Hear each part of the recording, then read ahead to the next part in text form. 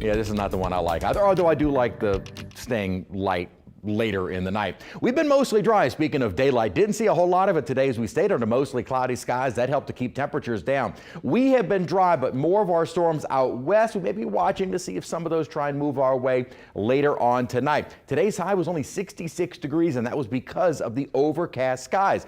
But what's interesting is we may still see those temperatures come up later on this evening if we can get into the warm sector. There's a stationary front down to our south. If that does move north of the area, we may see those temperatures climb. At the moment, 65 degrees. Humidity has been on the higher side, a little drier than we were yesterday, but notice the low cloudiness outside at the moment. Temperatures are in the 60s, so we stayed on the cooler side all day long today.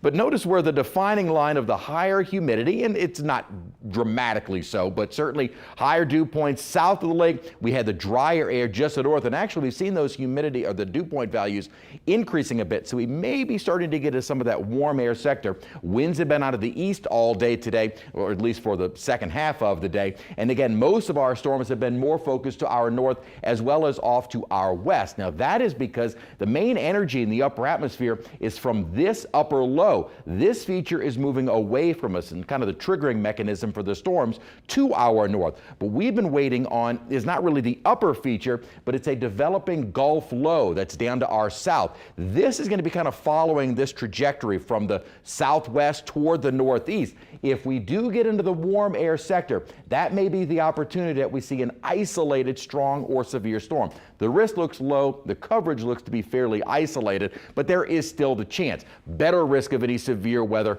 off to our east, however. Once we get into the morning tomorrow, though, the front pushes on through and we get into some cooler air, but we're not done with the rainfall. We'll still have these overrunning showers off and on throughout the day tomorrow. So we're going to see more rain on the way tomorrow. The severe risk is really for more late tonight as we get into that warm sector. Again, as far as southeast Louisiana goes, very little of our area is under an enhanced risk, or a heightened risk, I should say, of severe weather. The greater risk is more for lower Alabama and into the Florida Panhandle, but can't rule out a stray isolated storm, something we'll be watching for later on tonight, although the models have been not very aggressive with that happening. And then the rain we're expecting tomorrow, not severe, but we might see a few heavy downpours that do lead to some isolated flooding. Better rain chance on the way Friday night with a strong cold front on the way for the weekend.